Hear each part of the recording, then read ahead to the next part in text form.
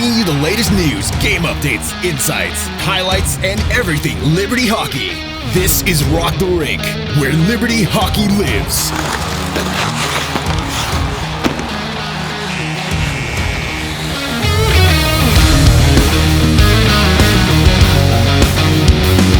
Welcome back to the Rock the Rink Podcast on the campus of Liberty University. We are so glad to have you guys here with us.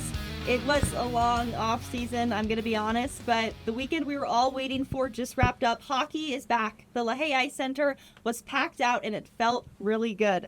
I have Pat Strawn, Justin Forth, and Chris Kerr here with me. We're going to break it all down for you guys. So before we jump on in, just a reminder that this podcast is brought to you by the Virginia Army National Guard. The next greatest generation is now, and it begins with you. Get a head start on your career in exciting fields like science, communications, engineering, and medicine, along with tuition assistance in the Virginia National Guard.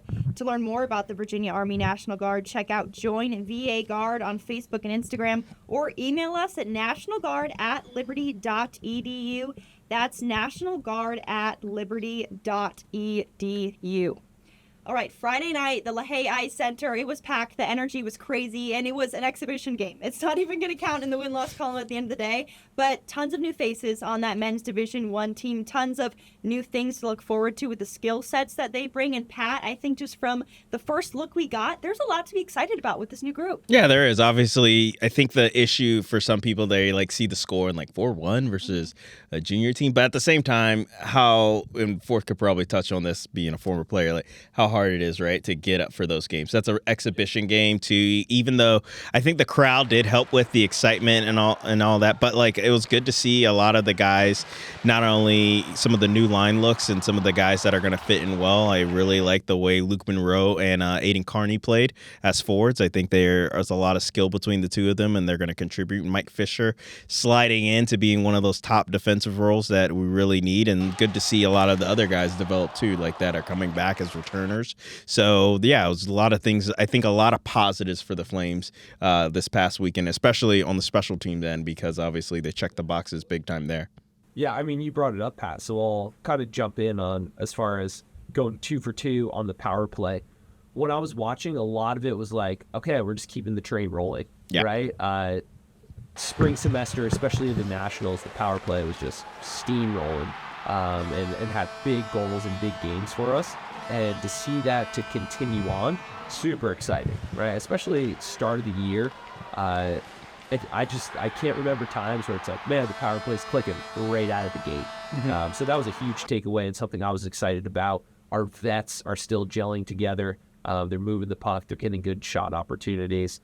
So that was a definite big takeaway for me that I was excited about. You just kind of brought it up there. Speaking of steamrolling, how about Couch getting... Oh, man. What's your take on that, Pat? It's pretty wild. Everyone's talking about it, right? Like, I just kept seeing it feed after feed after feed, like, and I was like, yeah, in my head, I was like, we had a lot of other big moments in that game, guys. Like, but yeah, I mean, like, truthfully, the guy who hit him, like, you know, Couch went to play the puck, nice bump.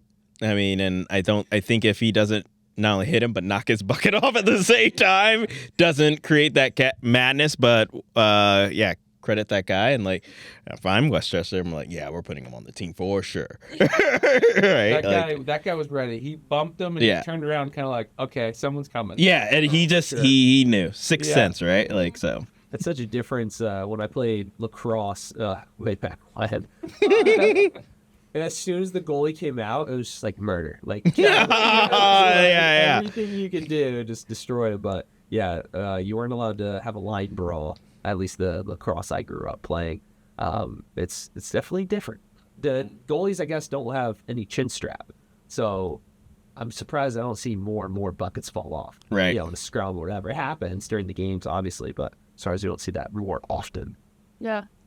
Yeah, I think Couch will probably learn, like, hey, even though it's exhibition, gotta be a little bit more prepared. Like, he came out pretty casual to play that puck, and then he learned something game one. It's good to see. Yeah, I mean, credit for him too. The puck was gone when he got hit too. So like I think about that play. I'm like, when I played that, I'm 10 for 10 on hitting that. Not the right play. I think Rhett McGibbon can attest to that. He played a season with me. But no, overall, 4-1 win. I think the boys did what they needed to do, and I was really glad to see Cal Essenmacher get on the board because he was kind of like a sleeper rookie for me last year, to where like you kind of look and you're like, oh, he had a hat trick on the road. Yeah. You talked about last year. He said, boys, I love road trips. Hat trick. So I'm really glad to see that he obviously had a good summer, and he's trying to make his mark here this year and get on the board early. What were your guys' initial thoughts on this new decor for Liberty? You know, Ben Hughes leading up this group, and there's honestly a ton of new faces for the D-men. What were you guys' first thoughts? So I'll kind of start it off of you've already kind of hit on two topics I wanted to talk about today, guys, and that was like great goaltending. First, it's awesome to have, but I'm hoping week to week it's not a segment that we refer back to over and over again, right? So if we're constantly talking about the big saves and keeping us in it from our goaltending between Conrad and Nick, that means something in front of them is breaking down and going wrong kind of all over, right? So that's kind of my initial thought of, you know, Pat and Rhett. I was listening into the game. He kept saying, big save, big save, big save. Hopefully those are less and less as the year goes on. So that's kind of my initial thought. But what I was looking for is like, how well are we getting the puck out of the zone, right? Whether it's a nice tape pass or glassing out. So overall, from those kind of two perspectives, I thought we played well enough. We still have some improvements to make D-zone wise, but I did like our puck movement. I felt like we weren't getting trapped in our own D-zone throughout the game. So that was very exciting, encouraging, because those are the tough things. Like, you know, the game might be a little bit faster. You might be a little bit nervous game one. So moving the puck, I was happy with that from our D. Yeah, I think this D-core is a little bit different than last year. Yep. You have some nice additions, but I think it's going to be led by guys like Nick Pomerleau, who are pretty smooth, can make plays, and they move really well east-west. And so I think if they can create an identity like that as a unit, I think they're going to be in a good spot, despite people may saying it's like, oh, that's maybe the one area where they could improve. Yeah. I think they're going to take that as, let's say, tackling fuel. Yeah. One of the greats.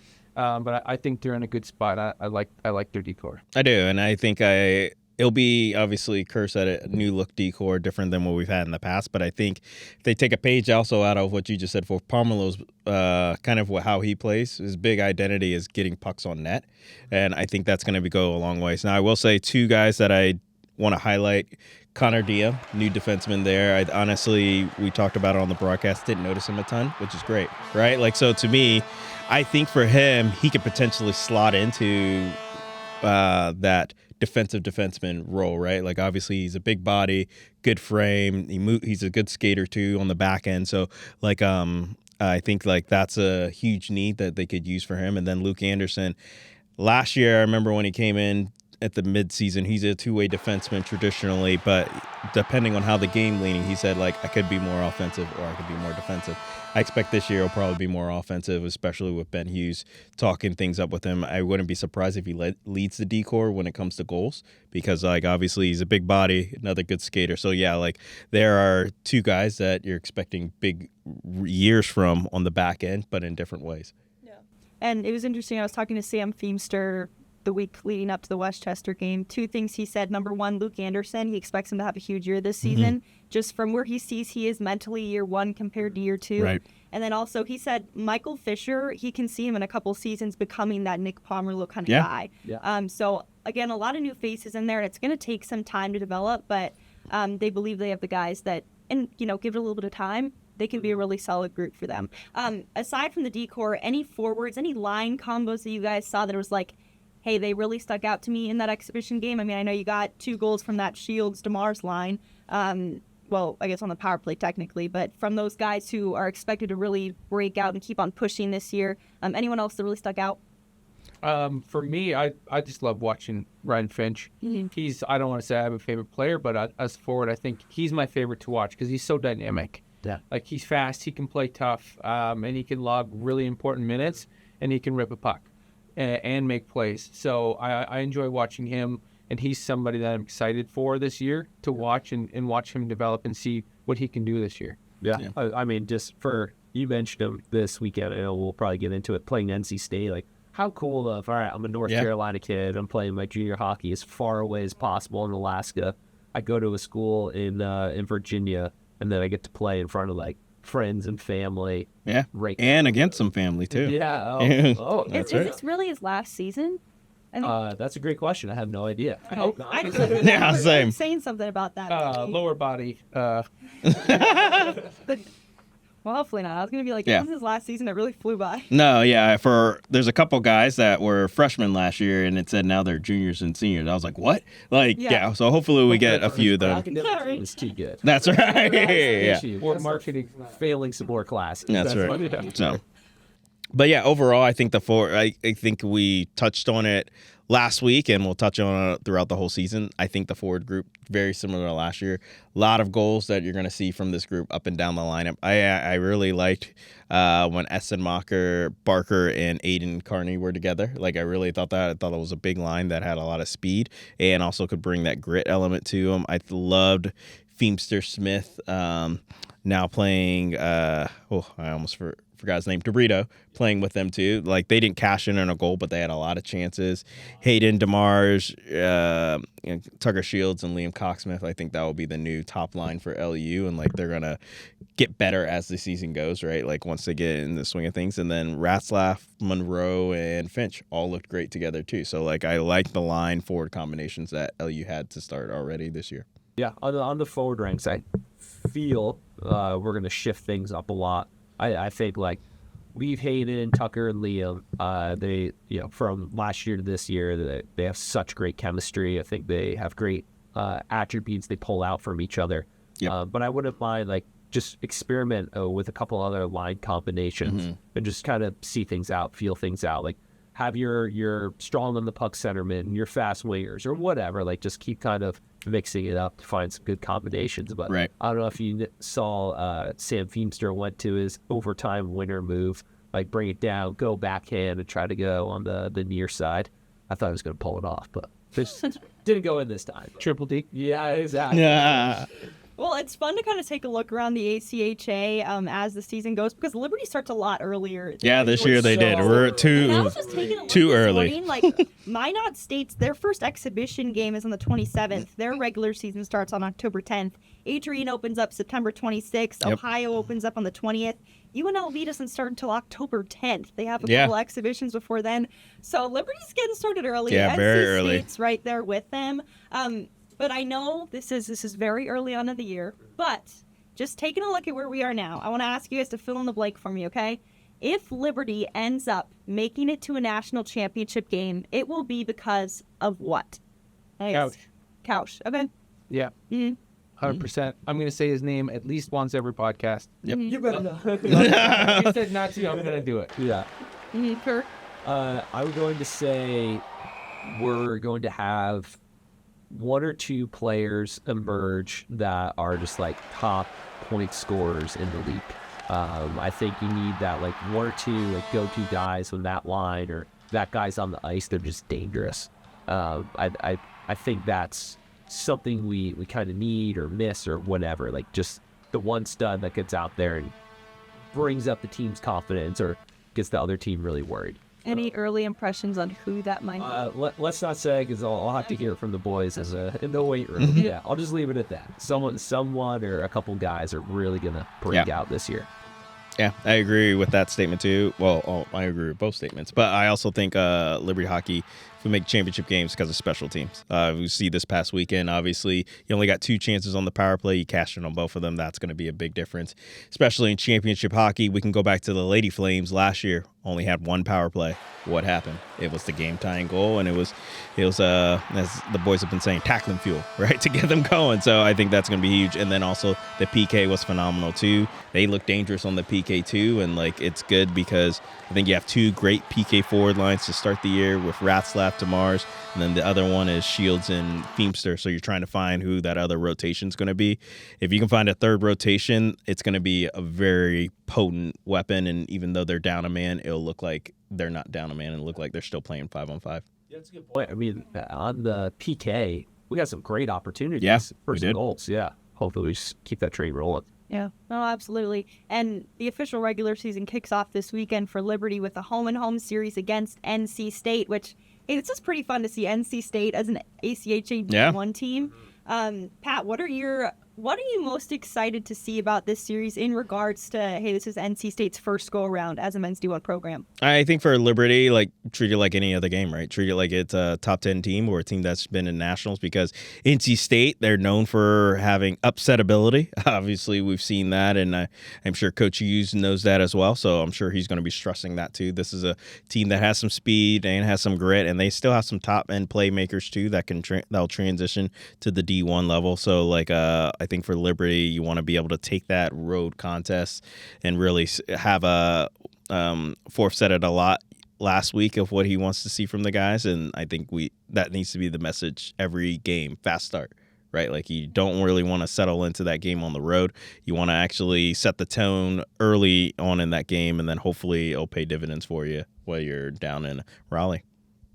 This is obviously a joke, but against NC State when we're away, I'm ready to. Are the stars going to come out?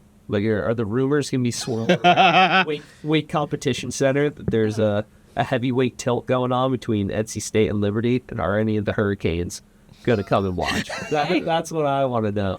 If they're going to give up a Friday night to come. That's right. Maybe Flavin, come That's on. right. He might talk him into it, right? Yeah. Get a couple of the boys there as well. You never know. Yeah. And it does kind of help in a way that Ben Hughes has faced NC State so much in the past few years, and also your guy, Connor Gillum, who has played against them a ton. So there is a little bit of familiarity there that it hasn't been that long since the two of them squared off. So a lot to look forward to for this game. Both games are on ESPN Plus Friday at 8:30, Saturday at 7:30 p.m. Make sure you show up to the LaHaye Ice Center. Now moving on from... Wait. Before we move on, I gave them... what was it? On the board or on the bench questions last week. So we can't let Annie off the hook, right? She's got to get them too. All right. On the board, off the... Wait, sorry. First, board means good, right? On the board? That's good, right? Yeah. Okay. You're on board with it. Yeah. Or you're on the bench. Okay, perfect. See, we had it right last week. Okay. So, biggest question for you. Liberty Hockey will be on the Final Four on the board or on the bench? So they will be, am I on board with the statement that they're going to be in the Final Four? I'm on board. I think especially because I love the way they've added so much size on both ends in the past couple of years, defensively, and then also your forward group. You have some large forwards who are just going towards the net and not afraid to get in there. Some large individuals. Yeah. So, and you're seeing them produce, and I think especially I'm so looking forward to see the way that those rookies from last year keep on developing and pushing forward this year, because they had an unreal season, and I think that, they are the future of this program in the best way. So I'm totally on board. I'm thinking national championship this year. Right. If honestly, I feel like if everything on the defensive side can pan out and if things can gel together well. So I'm on board, Pat. Okay. All right. Second one and last one. On the board or on the bench, they're going to have more than 24 wins this year. I'm trying to think of their schedule. I always bring a computer. I'm just here and I'm ready. Yeah, right. I would say I'm on board.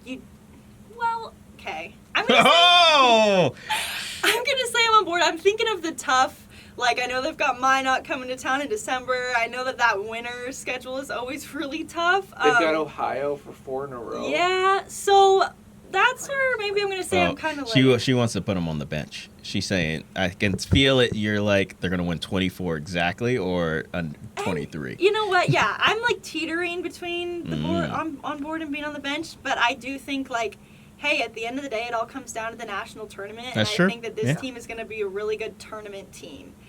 So I think they're going to have a good record, but I don't know if they're going to be as good as that. So we need to hear you say it. I'm on the bench. There it is. All right. Good to know. Yeah, those were good questions, Pat. Oh, thank you. Yeah. So moving on to Women's Division 1 real quick.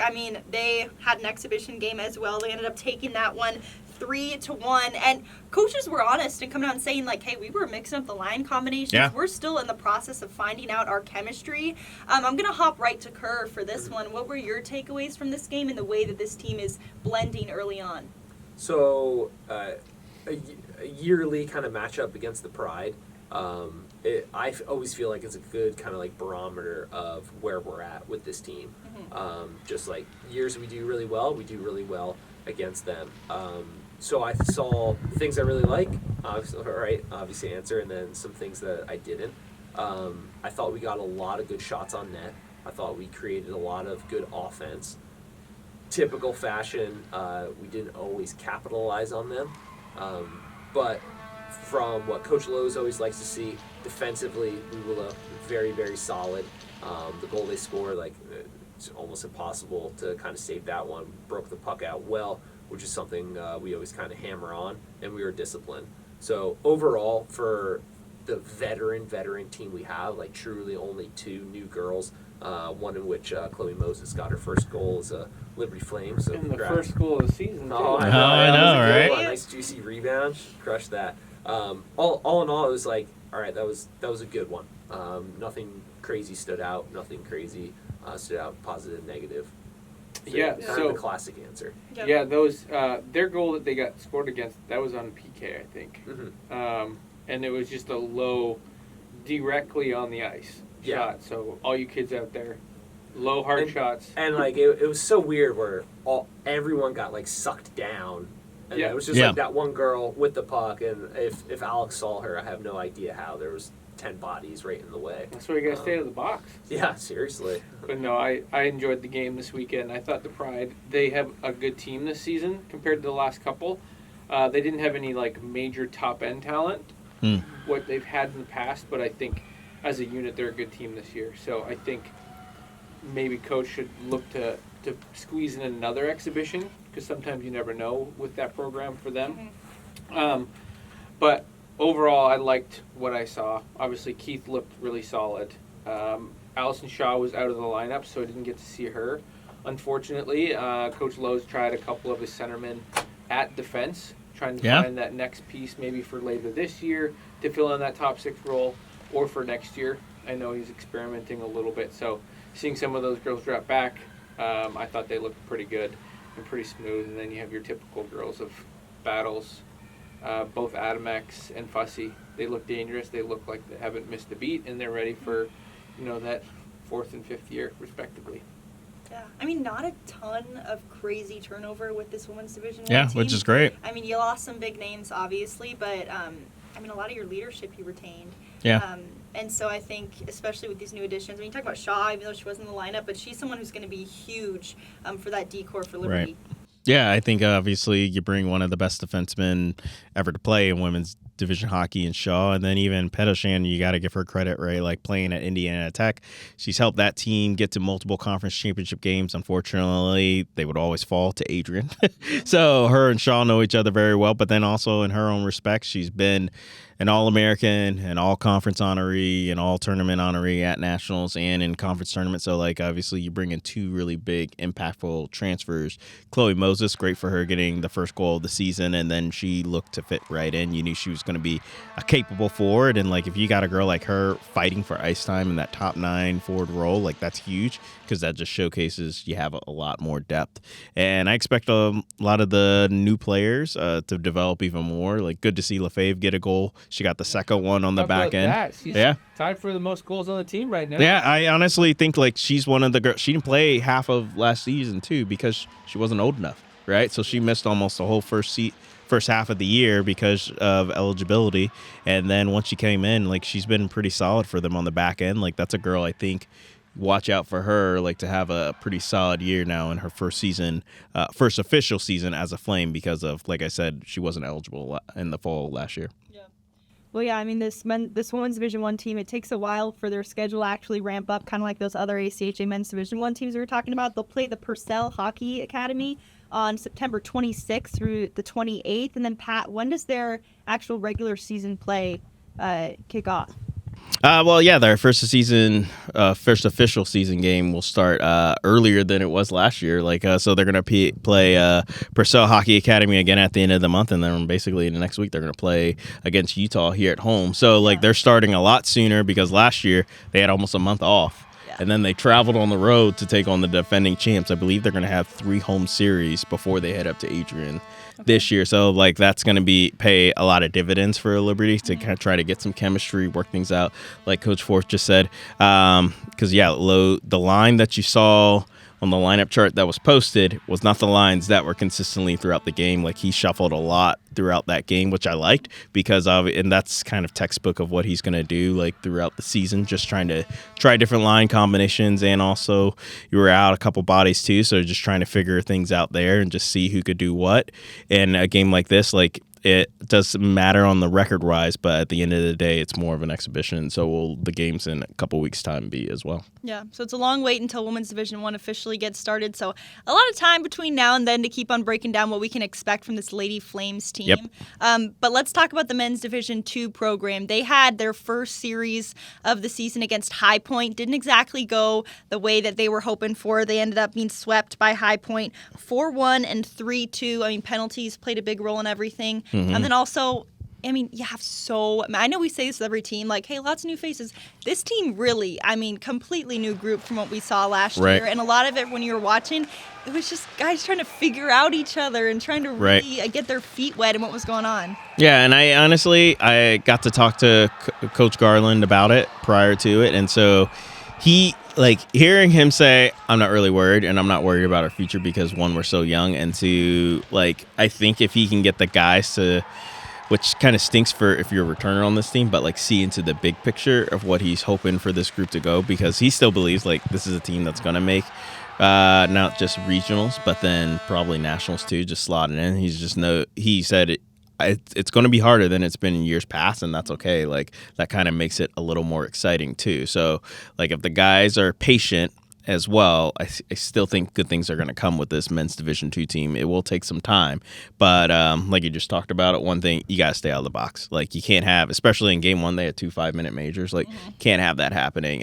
And like the fact that you lost only 4-1 is kind of impressive after dealing with all the penalties that they have. Because I remember watching on and off a little bit. There was like one rotation, like, killed a penalty, minute later back in the box.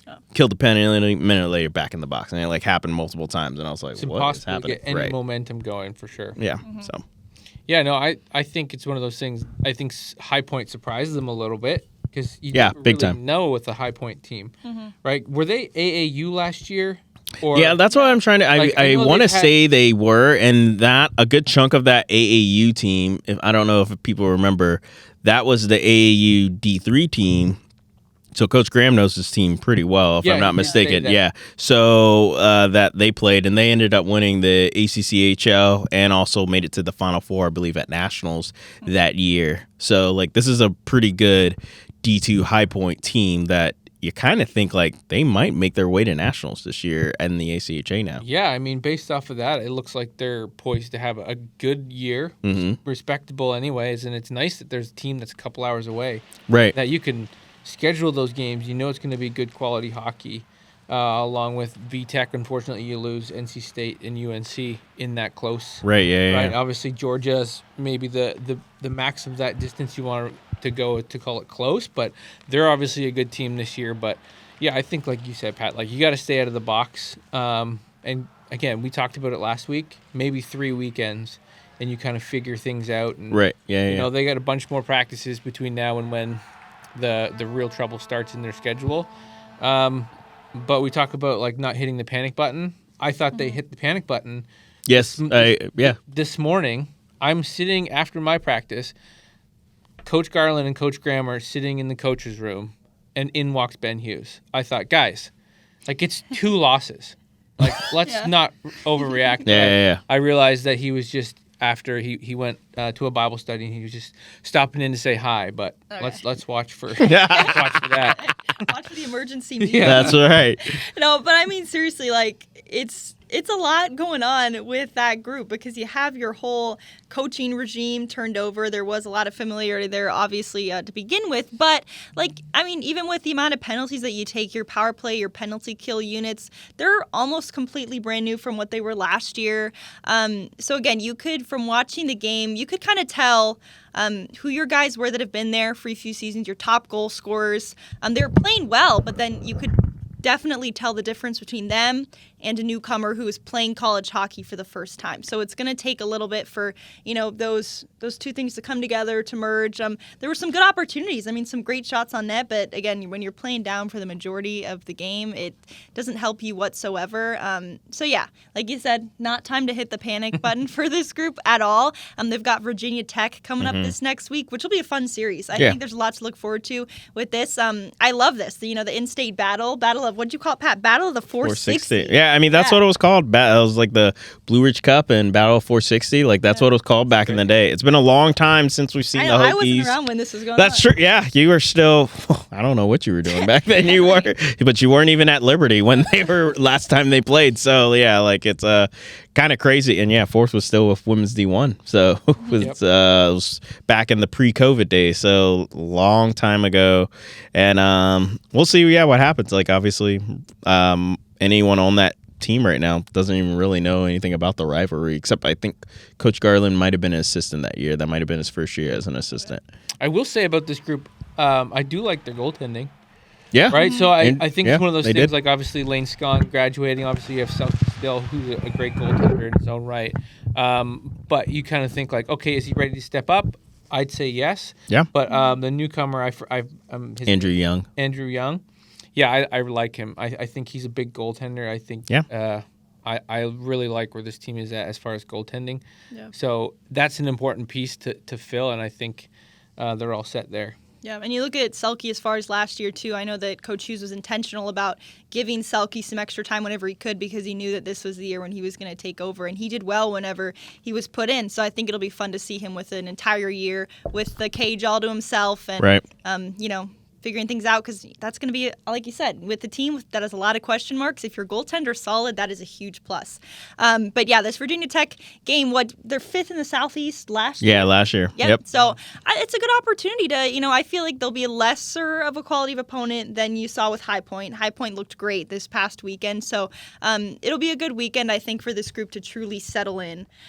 So yeah, that game is this weekend. Is it a home? It's not a home and home. It is. They'll play Friday at VT and then Saturday here at the LIC. Cool. Awesome. So make sure you show up for the men's Division II team as they look to earn their first pair of wins on the season. And we move over to our women's Division II team. I mean, domination. Domination. Absolutely. 8-3. 15-0, rolling past Queen City. I'm just going to turn over to Coach Forth here. Give me your takeaways from the weekend, because he was. We're not going to try to list the stat line, anything like that. Yeah, no. Yeah, I just liked when you first introduced it. He just had this little smirk, like, yeah, no, like a proud dad over there. Yeah, there's times there was a bit of a mismatch. I thought the girls did a good job staying engaged. Yeah, sometimes those games are tough. Nothing got out of hand. A couple minor penalties here and there for both teams. So Queen City, huge respect for them to get thumped like that and not try to do too much. Yeah. So obviously a good quality program. Their coaches have done a good job with teaching them the right way. But yeah, it was offensively dominant. The first game it was weird. We were all over them. Their goaltender played a lot better, and then we had a 5-minute span where we scored 6. Yeah. So execution was there. Little details need to be improved, but I think overall the girls did a good job. A couple of offensive goals that were offensive.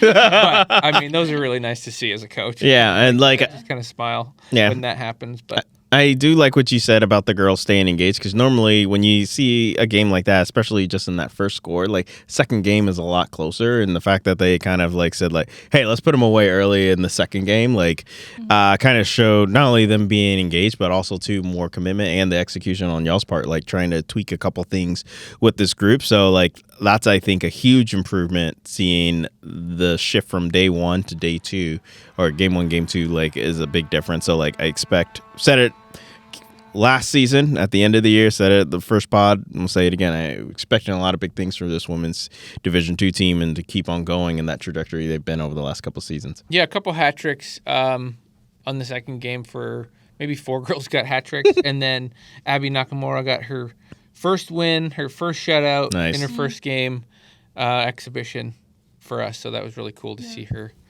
to get that shutout. We tried. Oh man, we gave up a breakaway in the last 2 minutes. As a coach, kind of pull your hair out a little bit for her on those moments. But yeah, she got the job done. When you talk about some of those details that when you have a dominant weekend like this, it's great that you can still walk away with some things being like, hey, we need to refine ourselves in these areas. What are some of those areas? Yeah, I mean, it's hard, right? Like the team can almost do anything with the puck, turn it over. They come down, maybe not score, maybe score, but great, it's now 8-3 instead of 8-2. Mm-hmm. So, like, you don't really seem to care because in the grand scheme of that game, it doesn't matter. Right. But if that happens at conference playoffs, it's going to matter. Yeah. Or if it happens at nationals, it's definitely going to matter. Mm-hmm. So just trying to stay defensively, especially sound, and really work on the things that we talk about. And then power play, I think we scored a couple, but the transitions from one unit to the next unit were really sloppy. We haven't gone over it. That's on me as a coach. But little things like that, and then penalty kill. I honestly didn't have that much time to watch. We were dangerous offensively, but there was a couple of times where we missed assignments and stuff. But again, we're early in the season. These were added kind of last minute. But yeah, there's kind of, to answer your question, we need to improve everywhere. Yeah. No, love to hear it. And I mean, you guys are going to go and hit the road now to take on the new Women's D2 program, Tampa, and then also South Carolina as well. Fun to see the way that Women's D2 hockey is growing. Yeah, out of all the leagues that imported or added new teams, that one just exploded, right? Like that was one of the two that really one of the five that just really gained a lot of new members. So it's great to see that more programs are adding a women's division 2 team or just a women's division team, especially when they've had a really solid men's program there as well. Like Tampa has been a very good team in ACHA, then AAU. Now I think they're back in the ACHA. Yeah, like men's 2 goes to visit them. That's right. Third game around their Florida Golf run. Yeah, so that's going to be good quality women's program there, if not this season, eventually coming up soon. In South Carolina, they've been great in ACHA D3 as well as I believe they transitioned to AAU as well. They've been a good program too. So great. Yeah. Women's basketball. Oh, that's right. So pretty good at lacrosse too, for people that don't know. Yeah. Well, our women's D2 team is going to try to beat them at hockey this weekend. That's right. Welcome to.